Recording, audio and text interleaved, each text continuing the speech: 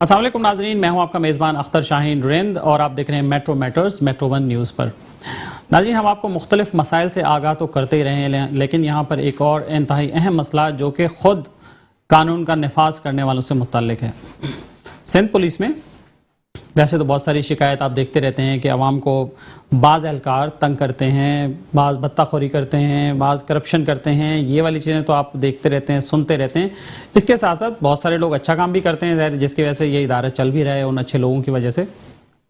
कुछ अरसा पहले आपने देखा होगा कि कराची पुलिस का जो हेड ऑफिस है, CPO जिसे सेंट्रल पुलिस ऑफिस कहते हैं, आई चंदेरी रोड पर वाक़ है, वहाँ CPO के मेन गेट के बिल्कुल सामने महकमा पुलिस के एक सब इंस्पेक्टर मुजफ्फर चांडियों ने खुद सोजी कर ली थी और उनको किसी ने बचाने की कोशिश नहीं की। काफ़ी सारा उनका जो जिसमें वो झुलस गया था और उसके नतीजे में वो जाँबर ना हो सके थे और इंतकाल कर गए थे। मुजफ्फर चांडियों ने खुदसोजी क्यों की, उसकी क्या वजह थी, इसकी तहकीकात महकमा पुलिस की अपनी एक कमेटी ने भी की है। और मुजफ्फर चांडियों ने अपनी वफ़ात से पहले और इस इक़दाम से बहुत पहले से वो अफसरान बाला को महकमे की करप्शन के हवाले से कुछ बताना चाहते थे। आला अफसरान की करप्शन के हवाले से कई उनके पास सबूत थे और वो महकमा पुलिस के आला हुकाम को देना चाहते थे। उसके लिए उन्होंने बहुत बार दरख्वास्तें भी दी आला हुकाम को, लेकिन हस्ब साबिक जैसा कि ब्यूरोक्रेसी करती है, महकमा पुलिस के जो आला अफसरान हैं वो ब्यूरोक्रेट बने रहे, अपनी अना पे अड़े रहे, अपने ज़िद पे अड़े रहे और उन्होंने मुजफ्फर चांडियों से मिलना भी गवारा नहीं किया। मुजफ्फर चांडियों को वक्त नहीं दिया मुलाकात का, कुछ मिनट भी उन्होंने देना गवारा नहीं किया कि कुछ मिनट दे दें कि उनके इदारे का जो एक मातहत अफसर है, अगर वो कोई बात करना चाहता है और यकीनन वो कोई महकमे की बेहतरी की ही बात करना चाहते थे, अगर उसके अलावा की कोई बात होती तो वो उसी वक्त ही मीडिया पर आ जाते। लेकिन अफसोस अफसरान ने उनको मौका ना दिया और वो बिलाखिर डिसअपॉइंट होते गए और फिर एक नौबत वो आई कि वो मायूस हो गए और उनके साथ काम करने वाले जो अफसरान हैं उन्होंने उनकी मायूसी को बढ़ाने में इंतहाई अहम किरदार अदा किया। उन्होंने उनको तंग करने में कोई कसर नहीं छोड़ी। महकमा पुलिस की अपनी इंक्वायरी कमेटी जो है सीनियर अफसरान पर मुश्तमिल थी, उसने अपनी तहकीकात में ये बात लिख दी, ये बात साबित कर दी कि मुजफ्फर चांडियों की मौत में जो उनके साथ काम करने वाले जो लोग थे वो उसमें मुलव्वस थे। इस हवाले से मुजफ्फर चांडियों ने अपने हुकाम बाला को व्हाट्सएप पर मुख्तलिफ पैगामात भी भेजे और ऑडियो पैगामात भी भेजे, अपनी मौत से काफ़ी पहले भी भेजे और अपनी मौत वाले दिन भी भेजे और अपनी मौत से कुछ घंटे पहले तक भी भेजे, वार्न करते रहे, लेकिन अफसरान ने उसे सीरियस नहीं लिया। और शायद अफसरान उसे सीरियस ले लेते तो आज वो अपने बच्चों में, अपने ख़ानदान में, अपनी फैमिली में मौजूद होते और ज़िंदा होते हमारे साथ यहाँ पर, लेकिन ऐसा नहीं हुआ। कुछ ऑडियो क्लिप्स हैं जो मैं पहले आपको सुनवाना चाहता हूँ और उसके बाद फिर हम इस केस पे मज़ीद बात करेंगे। अस्सलाम वालेकुम गुलजार साहब, क्या हाल है? तबीयत ठीक है? बड़ा खुश होगा कि तू जीत गया। शुक्र है, अल्हम्दुलिल्लाह, अल्लाह आपको खुशी दे, जीत दे।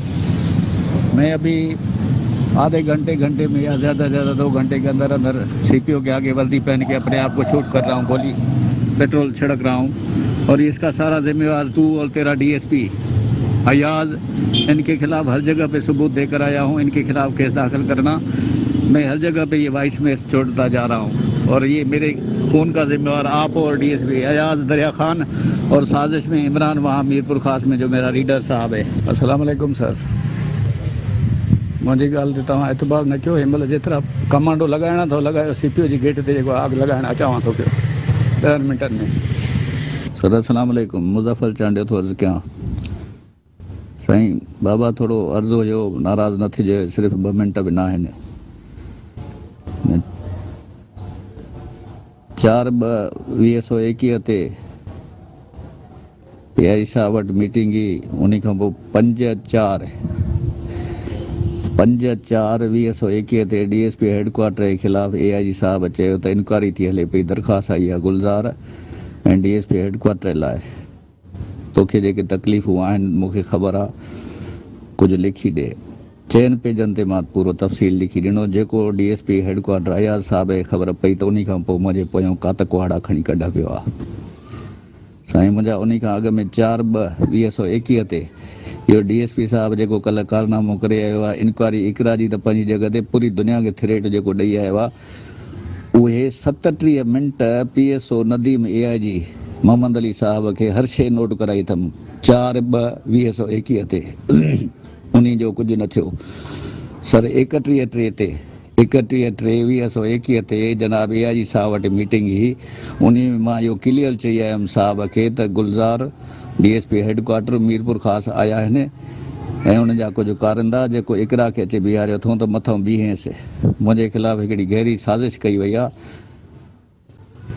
सर मूंखे न OIC गिरी जी ज़रूरत आहे न मूंखे नौकरी करण जी ज़रूरत आहे मां हर शइ खां विदड्रा कई थकी चुको आहियां 12, 14, 16 महीनो आहे हिननि जे पोयां भॼंदे भॼंदे इंसाफ़ जे पोयां जेकॾहिं मूंखे महिरबानी कंदो इहे सबूत मूंखे तव्हांखे शाम ताईं ख़ुदा वास्ते रमज़ान जी बरकतुनि जे सदके मूंखे परेशान न कयो त इहे मां तव्हांखे ॾियां उन खां पोइ सुभाणे मूंखे जेको आहे सो टाइम एतिरो न आहे मां बावर्दी दुरुस्त मां को धमकी नथो ॾियां ख़ुदा ॾिसे थो मां पंहिंजो फ़ैसिलो करे चुको आहियां मां घणनि खे ॿुधाए चुको आहियां मां पंहिंजो ज़िंदगी जो आख़िरी फ़ैसिलो कंदुसि सुभाणे CPO जी गेट ते कुझु मीडिया वारनि दोस्तनि खे बि इहे हर शइ सबूत ॾेई चुको आहियां अलीना जाफ़री साहब ASP सिटी वटि जॾहिं कल्ह मां इंक्वायरी जुमे ते वियसि त हुनखे चयुमि मैडम मूंखे लख लख एहसान रब जा जो ही न छोकिरी जेकॾहिं चवे आहे मूंखे रेप कयो अथई त पोइ मां छा कयां जेसिताईं DNA जी सफ़ाई थिए आहे ASP सिटी हैदराबाद अलीना जाफ़री थोरी खिली चई इहो सही था चओ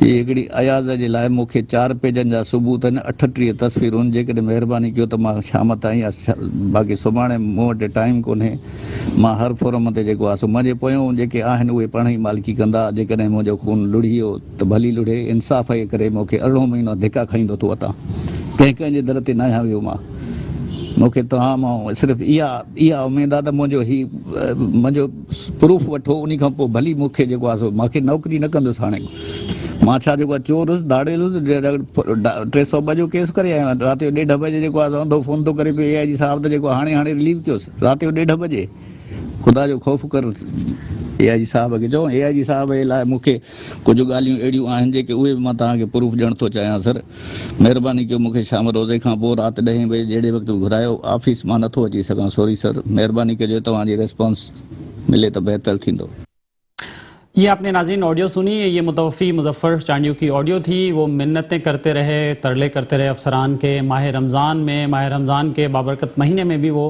दरख्वास्तें करते रहे कि कोई उनकी बात सुन ले उनकी सफाई सुन ले और इस महकमे को बचा ले इस करप्शन से लेकिन अफसोस कि किसी ने उनकी ना सुनी और बिल आखिर वो वक्त आ गया सबसे पहला जो आपने क्लिप सुना वो उनके खुदसोज़ी के वाक़े से कुछ घंटे या शायद आधे घंटे पहले का है और उस पर टाइम कंफर्म नहीं हो सका तो वो कितने मायूस थे उनके ऑडियो से आप अंदाज़ा लगा सकते हैं इस वक्त हमारे साथ स्टूडियो में मौजूद हैं उनकी बेटी हमारे साथ मौजूद हैं और उनके बेटे हमारे साथ मौजूद हैं सजाद अली चांडियो हमारे साथ मौजूद हैं जो मुतवफ़ी मुज़फ़्फ़र चांडियो के बेटे हैं और मोहतरमा बख्तावर मौजूद हैं जो बेटी हैं मुज़फ़्फ़र चांडियो की सजाद साहब बताइए कि क्या हुआ पेशरफ्त क्या हुई अब सर 1.5 साल से मेरे वालिद महकमा बाला अफसरान से उनकी डिमांड इनलीगल डिमांड्स उनके टार्चर से परेशान थे एप्लीकेशनें देते रहे लेकिन किसी ने नहीं सुनी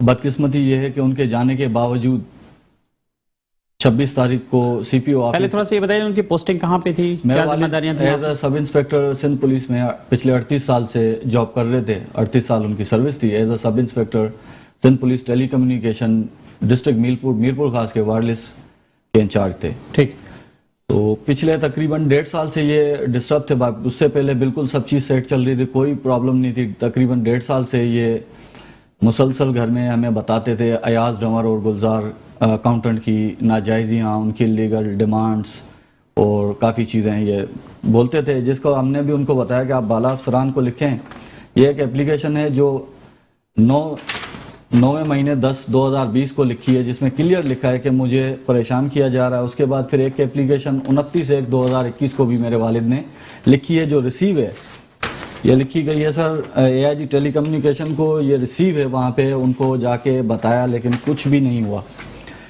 उसके बाद 25 तारीख को जो मेरे वॉइस वीडियो वॉइस में मेरे वालिद बोल रहे हैं, ये वो एप्लीकेशन है जिसमें टोटल डिपार्टमेंट के बारे में बताया कि मुझे कैसे कैसे परेशान किया जा रहा है, मुझे कैसे कैसे तंग किया जा रहा है, लेकिन किसी ने सुनवाई नहीं की। 25/4/2021 की शाम को मेरे वालिद ने वॉइस नोट किया DIG मुजफ्फर शेख साहब को कि मुझे टाइम दें, रमज़ान की बरकतों के सदके मेरे जो भी है मामलात मेरे से मिलें। उन्होंने नहीं दिया। 26 तारीख की सुबह को घर से निकल गए एज रूटीन कि मैं डिपार्टमेंट में जाके वर्दी लेकर आमद कराता हूं। जैसे मीरपुर खास से सस्पेंड करके गार्डन हेडक्वार्टर इनको रिपोर्ट करने का बोला गया। घर से निकल गए, हमें नहीं पता था कि वालिद कहाँ जा रहे हैं।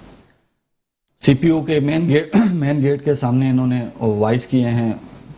एक वॉइस किया है मुजफ्फर शेख साहब को कि 10 मिनट के अंदर मैं आ रहा हूँ, जितने कमांडो लगाने हैं, लेकिन किसी ने भी उसको, एक बंदा भी नहीं खड़ा किया गया कि उसको कोई पकड़ लेता, हैंग कर लेता, मेरे वालिद के खिलाफ ही FIR काट देता खुदकुशी की, लेकिन कुछ भी नहीं किया। दूसरे वॉइस क्लिप में मेरा वालिद 2 घंटे का बता रहे हैं कि 2 घंटे के अंदर अंदर या 1 घंटे के अंदर मैं खुद को आग लगा रहा हूँ गुलजार अकाउंटेंट को, और 4 नाम वाज़ेह किए उन्होंने कि ये मेरे कत्ल में ये मुलविस हैं। उसके बाद 29 तारीख को उसी महीने में IG साहब ने एक कमेटी बनाई जिसमें पीर मोहम्मद शाह, आरिफ हनीफ और तारिक नवाज शेख, 3 DIG लेवल के बंदों ने इंक्वायरी की पूरे केस की। 25/5/2021 को ये इंक्वायरी सबमिट की गई है, IG साहब की टेबल पे पड़ी है। अफसोस की बात है कि IG साहब को चाहिए था कि मुझे कम से कम, मेरी बच्चे रो रहे हैं, हम तड़प रहे हैं, हमारा बाप उस डिपार्टमेंट में ही ड्यूटी करता रहा और उसी गेट के आगे खुद को आग लगाना इतना आसान नहीं है। लेकिन उन्होंने क्लियर लिखा है, तीनों ने, इंक्वायरी कमेटी ने, कि इनको सस्पेंड करें, एक और कमेटी बिठाएं, इनको रिवर्ट करें अपने इदारे से। लेकिन इतनी बहसी है IG साहब की, IG सिंध मुश्ताक मेहर साहब की, कि बहुत, मैं खुद भी गया, दोस्तों से भी कहलवाया कि सर इस इंक्वायरी कमेटी पे कंप्लायंस कराएं, जो आप ही के अफसरान हैं, मेरे नहीं हैं, जो आप ही की कमेटी बनाई हुई है। लेकिन अभी तक इसको कमेटी 25/5 को कमेटी ने सबमिट कर दिया, लेकिन इस पर भी अमल नहीं किया गया। ये दूसरी चीज क्लियर गुलजार की लॉग बुक उमरकोट में और लॉग बुक मीरपुर खास में ये एंट्रियां हैं जिसमें धमकियां दी जा रही हैं। और लिख रहे हैं, मेरे वालिद लिखवा रहे हैं कि नोट ऊपर अपने AIG टेलीकम्युनिकेशन को भी, कि मुझे ओहदे से हटाने की धमकियां दी जा रही हैं और मुझे मुसलसल, लेकिन इसका भी कोई तदारुक नहीं हुआ सर। ये कुछ तस्वीरें हैं जो नायाब परिंदे हैं जो अयाज डंवर साहब ने डिमांड करके मंगवाए।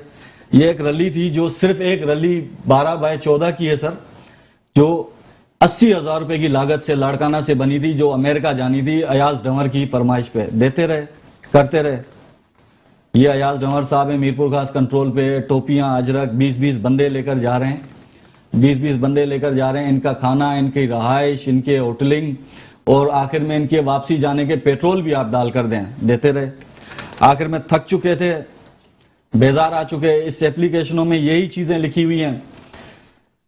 दूसरी बात यह सर कि 24 तारीख को एक बंदा इतना, मतलब सस्पेंड करके 23 तारीख को सस्पेंड किया गया, और 24 तारीख को मेरे वालिद ने कोरोना की, कोविड की वैक्सीन करवाई है। 23 से 26 के बीच में इन्होंने इतना मेंटली टॉर्चर किया कि वो बिल्कुल हार चुके थे। और दूसरी बात ये, 25 तारीख को मेरे वालिद ने जो एप्लीकेशन दी थी सर, 25/4 को मेरे वालिद ने एप्लीकेशन, 29/4 को, 14 दिन बाद वही DSP मेरे वालिद के खिलाफ एक बोगस एप्लीकेशन में इंक्वायरी ऑफिसर बन के मीरपुर खास जाता है। जुल्म की इंतहा है कि अंधा कानून है, बहस डिपार्टमेंट है, पुलिस वालों में इंसानियत मेरे ख्याल में चंद ही लोगों में है जो खास हैं, बाकी मुझे नहीं लगता इनमें है। गैर कानूनी तरीके से DSP वहां जाता है, उसी की रिकमेंडेशन पे मेरे वालिद को सस्पेंड किया जाता है, जिसके बाद मुसलसल उसको फोने करते रहे कि अभी आमद कराओ, रात को 1:30 बजे आमद कराओ, जो वॉइस क्लिप में भी बोल रहे हैं। परेशान किया गया। आखिर में थक हार कर उन्होंने अपनी जिंदगी का खात्मा किया सर। मुजफ्फर चांडियों ने नाज़रीन अपनी ज़िंदगी का खात्मा किया, और उनके अहले खाना से ज़्यादा उसकी तकलीफ़ कौन जान सकता है। उनकी बेटी मतलब बख्तावर मौजूद है हमारे साथ। बख्तावर, आप बताइए कि घर में आप लोग कितने बहन भाई हैं और अब्बू आपके साथ कैसे रहते थे? हम 7 بہن بھائی ہیں اور ابو بہت پیار کرتے تھے ہم سب سے, ہر کسی کا خیال کرتے تھے بہت اچھے طریقے سے, ہر کسی کو اپنا پیار دیا تھا. اور جب میں 26 تاریخ کو میں اسکول گئی ہوئی تھی, جب میں وہاں سے لوٹی تو مجھے پتہ چلا کہ ابو باہر نکل گئے ہیں. اس وقت 12 بجے تقریباً ابو کی ایک کال آئی تھی کہ بیٹا میں نا یہ کرنے والا ہوں, آپ گھر والوں کو بھی بتا دیجیے گا اور سب کو بتا دیجیے گا کہ میں یہ کرنے والا ہوں, اور میرے اس کرنے کا جو وجہ ہے وہ یہی ہے کہ انہوں نے مجھے اتنا ڈپریس کیا ہے, مجھے اتنا تھریٹ کیا ہے. ان 4 نام لیے تھے ابو نے. اس کے بعد ابو کو میں چلا رہی تھی, رو رہی تھی کہ نہیں کریں ابو, میں کدھر جاؤں گی, بھائی کدھر جائیں گے. لیکن پھر ابو نے کہا بس بیٹا اللہ حافظ کر کے ابو نے کال کاٹ دی تھی. فرائیڈے والے دن کو جب ابو کو سسپینڈ کیا تھا, تب جب ابو گھر آئے تھے تب میں بہت زیادہ رو رہی تھی کہ ایسا کیوں کیا. تب بھی میرے ابو نے مجھے حوصلہ دیا تھا کہ نہیں بیٹا بدھ تک دیکھنا ہے, انشاءاللہ ہمارے حق میں ہو جائے گا, کچھ نہیں ہوتا, سسپینڈ ہی کیا ہے. لیکن اتنا ابو کو انہوں نے تھریٹ کیا کہ ابو اس مقام تک جہاں پہنچے, ان کو بہت انہوں نے پریشر دیا. ہم بات کریں گے, ہمارے ساتھ ٹیلی فون لائن پر موجود ہیں اس کیس کے وکیل جناب محترم شاہد سمرو ایڈوکیٹ صاحب. السلام علیکم شاہد صاحب, آپ کو آواز آ رہی ہے؟ جی وعلیکم السلام, بالکل آ رہی ہے سر. شاہد صاحب اس کیس کی کیا اپڈیٹ ہے؟ اب یہ پتہ چلا کہ مقدمہ درج ہو گیا ہے, تو کیا مقدمہ درج ہوا ہے, کیا دفعات لگی ہیں اس پہ؟ دیکھیں یہ کیس ہوا ہے جو سب انسپیکٹر ہیں, انہوں نے جو پولیس کے افسران ہیں, ڈی ایس پی ہے اور دیگر افسران ہیں, انہوں نے ان کا گھیرا تنگ کیا ہوا تھا اور ایسے سرکمسٹنسز پیدا کیے ہیں کہ ان کو سوسائڈ کمٹ کرنے پہ اور ان کو پیٹرول چھڑکنے پہ ان کو انہوں نے مجبور کر دیا. اور وہ ایک بہادر آفیسر تھے اور انہوں نے کچھ لیٹر لکھے ہوئے تھے سپیریئر آفیسرز کو, اور سپیریئر آفیسرز نے کوئی ایکشن نہیں لیا. بلکہ ہوا یوں کہ جو لیٹرز انہوں نے لکھے تھے جن کے خلاف پھر انکوائری بھی انہی کو ملی تھی, تو یہ ایک ایسے سرکمسٹنسز تھے جو 40 سال کے لیے رکھے گئے. اور پھر انہوں نے اپنے اسٹیٹمنٹ بھی دیے ہیں, ڈائنگ ڈکلیریشن میں بھی انہوں نے کہا ہے کہ میرے یہ ایکٹ کرنے کی وجہ جو ہے وہ یہی افسران ہیں, ایک ڈی ایس پی اور دیگر ہیں. اور پھر ہم عدالت میں گئے کیونکہ یہ پولیس کے خلاف ایف آئی آر درج نہیں کر رہی تھی, تو ہم نے ہر فورم اپنایا. ان کے آئی جی صاحب کو بھی ہم نے خط لکھا. اس کے بعد ہم نے جب وہاں سے کچھ نہیں ہوا تو عدالت کا دروازہ کھٹکھٹایا, اور الحمدللہ عدالت سے ہمیشہ ہمیں انصاف ملا ہے اور ملتا رہے گا ان مظلوموں کو. جو آپ دیکھ رہے ہیں کہ تو عدالتی احکامات پر اب مقدمہ درج ہو چکا ہے اور انہی افسران کے خلاف درج ہو چکا ہے؟ جی بالکل, عدالتی احکامات پہ یہ مقدمہ بھی درج ہو گیا ہے اور آئندہ ہم انشاءاللہ کیس چلائیں گے. بلکہ ہم یہ بھی کہہ رہے ہیں جو فیملیز ہیں ان کے لیے ہم انشاءاللہ ہائی کورٹ بھی جائیں گے کہ ان کو جو بھی ان کے شہید ایکٹ کے اکارڈنگ ٹو ان کے شہید ایکٹ کے ان کو جو مراعات ملنے چاہیے, ان کو جو قانون میں لکھا ہوا ہے وہ بھی دی جائیں, اور ان جو اس میں ملوث ہیں لوگ ان کے خلاف. ٹھیک ہے, بہت شکریہ آپ کا شاہد سمرو ایڈوکیٹ صاحب ہمارے ساتھ ٹیلی فون لائن پر موجود رہے ہیں. بیٹا بختیور, آپ کیا چاہتی ہیں اپنے والد؟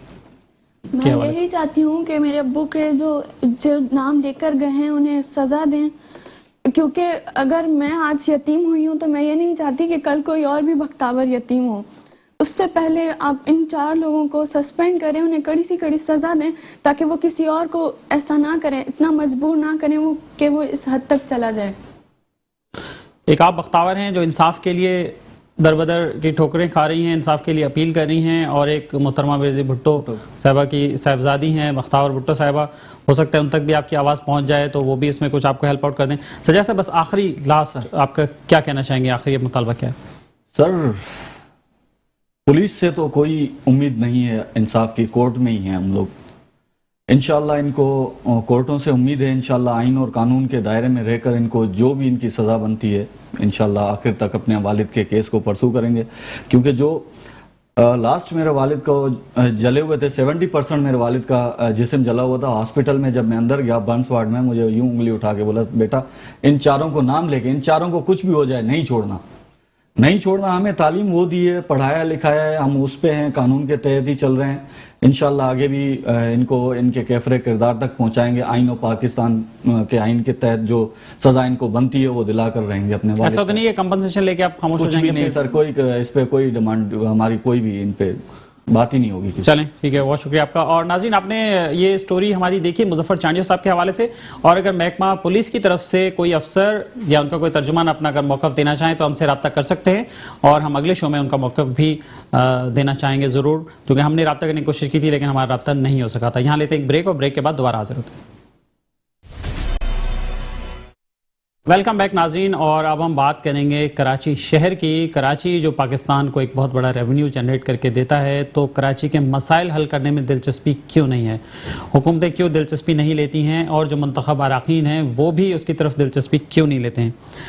شاید یہی وجہ ہے کہ کراچی شہر آپ کو جگہ جگہ اس کی سڑکیں تباہ ملیں گی, انفراسٹرکچر تباہ ملے گا, اور بھی بہت سارے مسائل اور معاملات ہیں. اسی پر ہم بات کریں گے. ہمارے اس اسٹوڈیو میں موجود ہیں جناب اقبال ہاشمی صاحب, جو کہ چیف آرگنائزر ہیں پاسبان ڈیموکریٹک پارٹی کے. السلام علیکم اقبال صاحب. وعلیکم السلام. اقبال صاحب, یہ کراچی کے ساتھ ایسا کیوں ہو رہا ہے؟ دیکھیے, ایسا تو خیر پورے ملک کے ساتھ ہو رہا ہے, ملک میں عوام پس رہی ہے. اچھا, کراچی کا مسئلہ زیادہ سنگین اس وجہ سے ہے کہ کراچی میں 70% ریونیو کراچی دیتا ہے.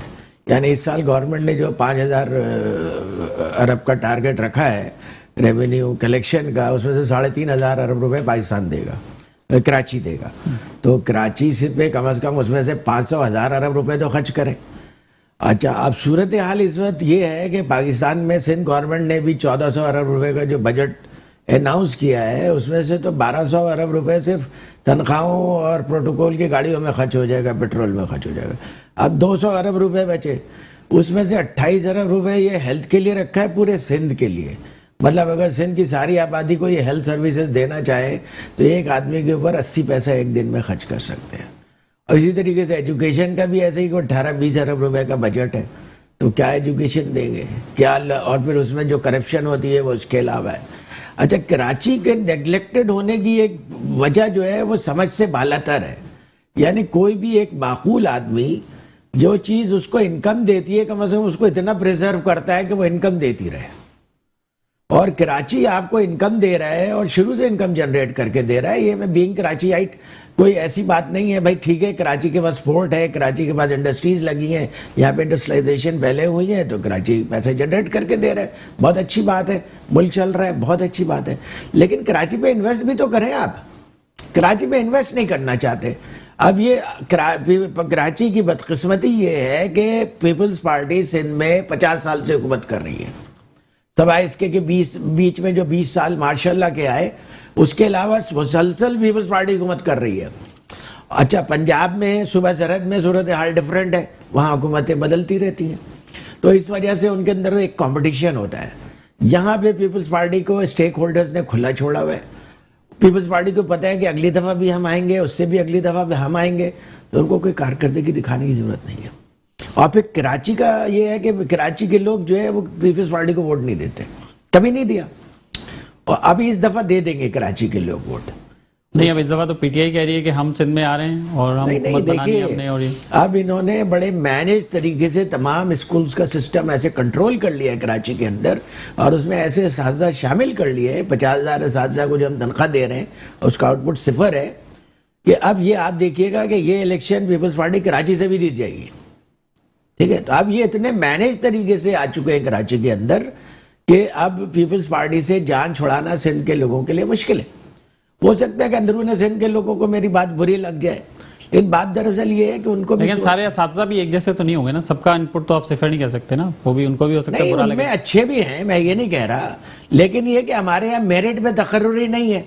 جب میرٹ پہ تقرری نہیں ہے تو پھر بس اللہ مالک ہے. ٹھیک, تو آپ کے پاس نہ ہیلتھ کا بجٹ ہے, نہ آپ کے پاس ایجوکیشن کا بجٹ ہے. اور سڑکیں ابھی انہوں نے بنائی تھی, پتہ نہیں کیوں بنائی تھی, یہ بارشیں جو تھوڑی بہت ہوئی ہیں اس سے پہلے ساری سڑکیں بیٹھ گئی ہیں, مین روڈز بیٹھ گئے, اور گٹر ابل رہے. ٹرانسپورٹ, یعنی اتنی بڑی آبادی, کراچی کی آبادی اتنی بڑی ہے کہ 3 کروڑ سے زیادہ آبادی ہے کراچی کی. آپ دیکھیں کماڑی سے شروع ہوتا ہے اور فیز 9 تک جاتا ہے, بحریہ تک جاتا ہے. اچھا اتنی بڑی آبادی کا ملک ہے ملیشیا، اتنی بڑی آبادی کا ملک ہے سعودی عرب، اب ان کے ریسورسز اور ہمارے ریسورسز میں تو بہت فرق ہے. تو کراچی میں اس وقت 4 بڑے مسائل ہیں جس کو کہ گورنمنٹ کو حل کرنا چاہیے، یہ اسٹیک ہولڈرز کے اپنے مفاد میں. کیونکہ آپ سونے کا انڈا دینے والی مرغی حلال کر دیں گے تو پھر انڈا کہاں سے آئے گا؟ اس وقت سب سے بڑا مسئلہ ہے کراچی کے لڑکوں کا روزگار کا. ٹھیک ہے، پورے پاکستان کے لوگوں کا مسئلہ ہے، لیکن چونکہ ہم کراچی کی بات کر رہے ہیں اس لیے میں کراچی کے بارے میں بتا رہا ہوں. سب سے بڑا مسئلہ ہے یہاں کیا؟ روزگار کا ہے، بچوں کا. اس کی وجہ سے کیا ہو رہا ہے؟ بچے ملک سے باہر جا رہے ہیں اور پیرنٹس روک نہیں پا رہے، کیونکہ یورپ میں ینگ مین پاور کی قلت ہے، آسٹریلیا میں ینگ مین پاور کی قلت ہے، امریکہ میں ینگ مین پاور کی قلت ہے. تو یہ لوگ مائگریٹ کر کے وہاں جا رہے ہیں. ہمارا جو برین ہے وہ ڈرین ہو رہا ہے. اچھا یہ ڈرین ہو رہا ہے تو ایک لحاظ سے اچھا بھی ہے کہ کم از کم ہر سال ہر مہینے وہ $2-2.5 بلین بھیج دیتے ہیں، ورنہ تو پاکستان کا اس سے اور برا حال ہو. تو پہلے نمبر پہ تو لوگوں کے پاس روزگار نہیں ہے، دوسرے نمبر پہ لوگوں کے پاس ہیلتھ کی سہولیات نہیں ہے، اور پاکستان دنیا کے آخری 10 گندے ترین شہروں میں آتا ہے، جبکہ 1960s میں یہ دنیا کے 10 بڑے شہروں میں، بہترین شہروں میں آتا تھا. اور ڈپلومیٹس یہ باتیں کرتے تھے کہ کراچی آگے نکلے گا یا لندن آگے نکل جائے گا یا نیو یارک آگے نکل جائے گا، اور لوگوں کا خیال تھا کہ کراچی آگے نکل جائے گا. تو اس زمانے میں یہاں کی سڑکیں دھلتی تھیں، یہاں پہ باقاعدہ سسٹم تھا صفائی ستھرائی کا. تو یہ ابھی تو صفائی ستھرائی چھوڑ دیں، 15,000 ٹن کچرا اٹھتا ہے، اور مرتضی صاحب آپ کو یہ بھی نہیں پتا کہ 15,000 ٹن کچرا اٹھانے کے لیے کتنے ان کو مشینری چاہیے، کتنے لوگ چاہیے. ان کے حساب کتاب سے 10,000 ٹن کچرا روز وہ اٹھا لیتے، ہمارے حساب کتاب سے تو وہ کچھ بھی نہیں کرتے. سالڈ ویسٹ مینجمنٹ تو چل رہا ہے، board solid waste management Peoples Party کے پاس کمپنیاں چلا رہی ہیں. ٹھیک ہے، اس کے بعد سارا جو یہاں کا روڈ کا سسٹم ہے وہ پیپلز پارٹی مینیج کر رہی ہے، ہیلتھ کا سسٹم پیپلز پارٹی مینیج کر رہی ہے، ایجوکیشن کا سسٹم پیپلز پارٹی مینیج کر رہی ہے. تو پیپلز پارٹی وفاق میں کیوں الزام دیتی ہے؟ وہ خود کیا کر رہے ہیں؟ 1400 ارب روپے کا جو ان کا بجٹ ہے اس سال کا، اس سے کیا کر رہے ہیں عوام کے اوپر؟ عوام پہ بمشکل 200 ارب روپے خرچ کر رہے ہیں، اور وہ بھی آپ سب کو معلوم ہے کہ وہ کرپشن کی نظر ہو جاتا ہے. اب آپ کے دیکھیں اتنے بڑے بڑے انڈسٹریل اسٹیٹ ہے، آپ کہتے ہیں پاکستان کمپٹیٹو نہیں ہو رہا. کہاں سے کمپٹیٹو ہوگا؟ وہ پانی خریدتے ہیں، بجلی کے لیے 4 آپشنز رکھتے ہیں ہمارے ٹیکسٹائل مل والے، ایک فرنس فیول آئل، ایک کراچی الیکٹرک، ایک ڈیزل، ایک گیس، اور 5واں کول بھی بہت سارے لوگوں نے کر دیا. تو جب آپ 5 آپشن کے سے پاور پلانٹ لگائیں گے تو آپ کہاں سے کمپٹیٹو ہو جائیں گے؟ پھر رونا روتے ہیں کہ آپ کی جو وہ ہے وہ بنگلہ دیش جا رہی ہے. بنگلہ دیش والے فیسیلیٹیٹ کر رہے ہیں. Bangladesh was 60% of the Pakistan economy at the time of formation of Bangladesh. اب وہ پاکستان سے آگے نکل گئے. ٹھیک ہے، اب پاکستان کی چھوٹی سی اکنامی ہے، آپ خرچے بڑھاتے چلے جا رہے ہیں، قرض لیے جا رہے ہیں. یعنی پاکستان کا جتنا جی ڈی پی ہے اس سے ڈبل وال مارٹ کا ریونیو ہے. اس سے آپ اندازہ لگا لیجیے کتنا چھوٹا ملک ہے اور کتنی چھوٹی اس کی آمدنی ہے، اور اس کے وسائل سے مالا مال ہے سب کہتے ہیں. تو آپ یہاں کے لوگوں کو روزگار دیجئے، ہیلتھ کی فیسلٹیز دیجئے. ہیلتھ کی فیسلٹیز اس لیے ضروری ہے کہ دیکھیے اس وقت کراچی کے لوگ پورے پاکستان میں سب سے زیادہ اسٹریسڈ ہیں، سب سے زیادہ اسٹریسڈ ہیں. ایک تو پولیوشن زیادہ ہے، پھر ٹرانسپورٹ کا مسئلہ ہے، چنچی پہ سفر کرتے ہیں. یعنی آپ نے کوئی سٹی دیکھا ہے کہ جو 1 کروڑ سے زیادہ کی آبادی والا شہر ہو اور وہاں پہ لوگ چنچی پہ سفر کرتے ہو؟ بالکل ٹی منی بسوں پہ سفر کرتے ہیں، اور یہاں پہ کوئی ٹرانسپورٹیشن سسٹم ایگزسٹ ہی نہیں کرتا ہے. بس یہ جو کچھ بھی ہے یہ چنچی اور یہ سب ہے. اب ایک آدمی اگر نیو کراچی میں رہتا ہے اور وہ لانڈی جاتا ہے اپنے جاب کے لیے تو اس کو روزانہ 3 گھنٹے آنے میں لگتے ہیں، 3 گھنٹے جانے میں لگتے ہیں. تو فرسٹریشن کا کیا حال ہوگا؟ لوگوں کو سائیکولوجیکل پرابلمز ہو رہے ہیں. ٹھیک ہے، یہ سندھ گورنمنٹ تو 80 پیسہ خرچ کر رہی ہے ایک دن میں ایک آدمی کے اوپر. تو ان لوگوں کو کون پرسان حال ہے؟ لیکن آپ پیپلز پارٹی کا تو بار بار ذکر کر رہے ہیں، لیکن آپ باقی 2 پارٹیوں کو شاید بھول گئے ہیں جو میئرشپ میں رہی ہیں. پی ٹی آئی کی بات کر رہے ہیں آپ؟ جماعت اسلامی. جماعت اسلامی دیکھیں، جماعت اسلامی کام کرتی ہے، ٹھیک ہے، لیکن جماعت اسلامی کو آپ بلیم اس لیے نہیں دے سکتے کہ جماعت اسلامی کو مواقع نہیں دیے اتنے زیادہ، پورے پاکستان نے نہیں دیے، کراچی نے بھی نہیں دیے. نعمت اللہ خان صاحب کے ٹائم پہ تو نعمت اللہ خان کے ٹائم پہ بہت کام ہوا ہے، اس میں کوئی ڈاؤٹ نہیں ہے. اس وقت فنڈز فلو بھی ہوئے.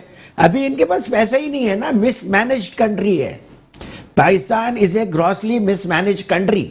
اور یہاں پہ ہمارے حکمران اور اسٹیک ہولڈرز اتنے بدمست ہیں کہ کم از کم اس کا تو خیال رکھو جو تمہارا کماؤ پوت ہے. یہ پیسے بھی آنے بند ہو جائیں گے تو تم کو قرضہ بھی کوئی نہیں دے گا. اب تو آپ کے پاس گروی رکھنے کے لیے پارکس اور یہ سب چیزیں رہ گئی ہیں, پھر کس کو آپ گروی رکھیں گے؟ آپ تو جو جس طرف جا رہے ہیں, you are heading towards disaster. تو کراچی کے مسائل میں سے اور ٹرانسپورٹیشن کا مسئلہ سوائے بلٹ ٹرین کے کوئی حل نہیں ہے. اچھا, یہ گرین لائن اور بلو لائن یہ سب بالکل بیکار پروجیکٹس ہیں, کرپشن کے پروجیکٹس ہیں. ریزن اس کے حکومت کو اتنا بڑا ہاتھی پالنے کی ضرورت کیا ہے؟ آپ پہلے RTC کر چکے, سندھ روڈ ٹرانسپورٹ کارپوریشن کی لال بسیں ہوا کرتی تھی, ختم ہو گئی. بھائی یہ پرائیویٹ سیکٹر کو دے. کوئی بھی بزنس پرائیویٹ سیکٹر کو جائے گا, حکومت کے پاس تو ٹیکس کی صورت میں ریونیو آ ہی جائے گا. لاسٹ کامنٹ کیا ہوگا آپ کا, آخری بات؟ لاسٹ کمنٹ یہ ہے کہ یہ کراچی کو میگا سٹی ڈکلیئر کرے, اور یونائٹڈ نیشن کی ڈیفینیشن کے مطابق میگا سٹی وہ سٹیز ہیں جن کی آبادی 1 کروڑ سے زیادہ ہے, اور اس کا چارٹر بنائے, اس کو انڈیپینڈنٹ میئر دیں جو اس کے خود رولز ریگولیشن بنائے. چارٹر کا مطلب یہی ہے, اور اس کو as a smart city computerize way میں مینج کریں, اس کے علاوہ کوئی حل نہیں ہے. تھینک یو سو مچ. اقبال ہاشمی صاحب ہمارے ساتھ موجود رہے ہیں. گفتگو کا سلسلہ جاری رہے گا اگلے شوز میں انشاءاللہ, پھر آپ کو زحمت دیں گے. اور ناظرین, آپ نے گفتگو سنی اقبال ہاشمی صاحب کی. یہاں لیتے ایک مختصر سا بریک, اور بریک کے بعد واپس آتے ہیں. ویلکم بیک ناظرین. اور اب ہم آپ کو ایک محکمہ صحت کے حوالے سے خبر دیتے ہیں. محکمہ صحت کا جو میڈیکو لیگل سیکشن ہے, ویسے تو اس میں بڑے سارے مسائل ہیں. افرادی قوت کی شدید کمی ہے, بہت سارے ڈاکٹرز ویلنگلی اس شعبے میں آنا نہیں چاہتے, کیونکہ اس کے اور بھی بہت سارے مسائل ہیں اس میں. لیکن اب جو ڈاکٹر وہاں کام کر رہے ہیں انہیں بھی گاہے بگاہے ان کے جو سینئر افسران ہیں وہ تنگ کرتے آ رہے ہیں. جو ینگ ڈاکٹرز ہیں, جو نیو ڈاکٹرز وہاں پر پہنچے ہیں, انہیں ظاہر سیکھنے میں بھی ٹائم لگے گا, بہت ساری چیزیں ان کو پتہ بھی نہیں ہیں, لیکن انہیں ان کے جو سینئرز ہیں وہ بلا وجہ تنگ کرتے ہیں. اور جناح اسپتال کراچی کے میڈیکو لیگل سیکشن کے حوالے سے ہمارے پاس یہ رپورٹ ہے کہ وہاں پر جو انچارج ہیں اس سیکشن کی, additional police surgeon doctor Sumaiya, ان کے حوالے سے ایک بہت ہی خطرناک سی رپورٹ یہ سامنے آئی ہے کہ پچھلے مہینے 21 تاریخ کو ان کی ڈیوٹی میں انہوں نے جتنے ML لکھے, جس میں پوسٹ مارٹم شامل تھا, لڑائی جھگڑے کے کیسز تھے اور اس طرح کی چیزیں تھیں, تو وہ ML انہوں نے دیکھے, لیکن انہوں نے ML پیپر پہ لکھا نہیں, اور اس کے بعد انہوں نے اپنے جونیئرز کو فورس کیا کہ وہ ان کا ML لکھیں. یہ میڈیکو لیگل کے معاملات جو ہیں وہ اتنے سنجیدہ اور قانونی نوعیت کے ہوتے ہیں کہ یہی معاملہ جب آگے جاتے ہیں, اسی کی بنیاد پہ تھانے میں FIR ہوتی ہے, اسی کی بنیاد پہ دفعہ لگتی ہے, اور اسی کی بنیاد پہ جب FIR عدالتوں میں جاتی ہے تو اسی کی ہی بنیاد پر جج صاحبان, عدالتیں جو ہیں وہ لوگوں کو سزائیں تجویز کرتے ہیں, لوگوں کو سزائیں دیتے ہیں. تو ایڈیشنل پولیس سرجن کے حوالے سے یہ شکایت ہے کہ وہ جو عدالتی نظام انصاف ہے اور جو انصاف کا نظام ہے اس کے ساتھ وہ جو ہے اس کو غیر سنجیدگی سے لے رہی ہیں, سنجیدگی سے نہیں لے رہی ہیں. اس حوالے سے ہم بات کریں گے. ہمارے ساتھ ٹیلی فون لائن پر اس وقت موجود ہیں محترم ضیاء امان ایڈوکیٹ صاحب, جو کہ ہیومن رائٹس کے سینئر وکیل ہیں. وہ کیا کہتے ہیں ان سے پوچھتے ہیں. السلام علیکم ضیاء صاحب. ضیاء صاحب کی آواز جو ہے وہ ہلکی آ رہی ہے, اور ضیاء صاحب اب آ رہی ہے آواز؟ جی اب آواز آپ کی آ رہی ہے. ضیاء صاحب ہم اس پہ بات کر رہے ہیں کہ جناح اسپتال کے جو میڈیکل لیگل سیکشن ہے اس کی ایڈیشنل پولیس سرجن نے ایک دن میں 11 سے زائد میڈیکو لیگل کیسز کو ایگزامن کیا, دیکھا, لیکن انہوں نے اس کی رپورٹ خود نہیں بنائی. خود بنانے کی بجائے اپنے ماتحت ڈاکٹر کو کہا, فورس کیا اور ان سے بنوائی ہے. تو اس سے قانونی پیچیدگیاں کیا ہوں گی؟ وہ ڈاکٹر جنہوں نے مریضوں کو دیکھا ہی نہیں ہے وہ رپورٹ لکھ رہے ہیں. دیکھیں, کرمنل کیس میں جو میڈیکل ایویڈنس ہوتا ہے وہ بہت امپورٹنٹ ایویڈنس ہوتا ہے, بہت امپورٹنٹ ڈاکومنٹ ہوتا ہے, اور اس میں جو ڈاکٹر ایگزامن کرتا ہے رپورٹ بھی وہی بناتا ہے. اگر اس ڈاکٹر نے آ کے کہہ دیا کہ میں نے ایگزامن نہیں کیا, میں نے صرف رپورٹ ریلیز کی ہے, تو یہ سمجھ لیں کہ آپ نے ملزم کو راستہ دکھا دیا کہ وہ چھوٹ جائے.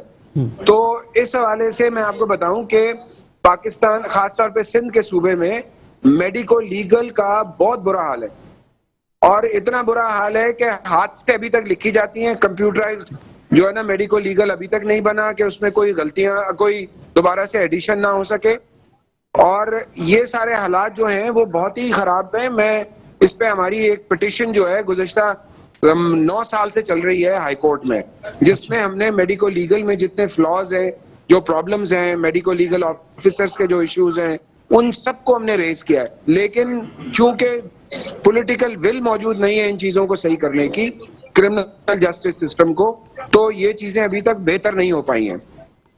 بالکل ٹھیک ہے. اور ضیاء امان صاحب آپ کا بہت شکریہ، آپ ہمارے ساتھ ٹیلی فون لائن پر موجود رہے ہیں. اس پر ہم مزید بھی بات کریں گے نیکسٹ شو میں انشاءاللہ. تو ناظرین، ہم نے آپ کو بتایا کہ جناح اسپتال کا جو میڈیکو لیگل سیکشن ہے اس میں 21 تاریخ کو پچھلے مہینے 11 MLOs کٹی. جو وہاں کی APS ہیں ڈاکٹر سمیہ نے مریضوں کو دیکھا، لیکن انہیں خود نہیں لکھا بلکہ اپنے جونیئر افسران سے لکھوایا. تو اب ان میڈیکل رپورٹس کا جو لیگل سٹیٹس ہے وہ کیا ہوگا، ضیاء امان ایڈوکیٹ صاحب نے آپ کو بتایا، اور ہم ڈاکٹر سمیہ سے کوشش کر رہے ہیں رابطہ کرنے کی. اگر ہمارا رابطہ ہوتا ہے تو ہم ان سے بھی موقف جو ہے نا وہ لے لیں گے، لیکن ان سے ہمارا رابطہ نہیں ہو پایا. اور ناظرین، اس کے ساتھ ہی اپنے میزبان اختر شاہین رند کو آج کے اس پروگرام سے اجازت دیجیے. اگر ڈاکٹر سمیہ کا موقف آیا تو ہم انشاءاللہ اگلے شو میں آپ کو ضرور بتائیں گے. اللہ حافظ.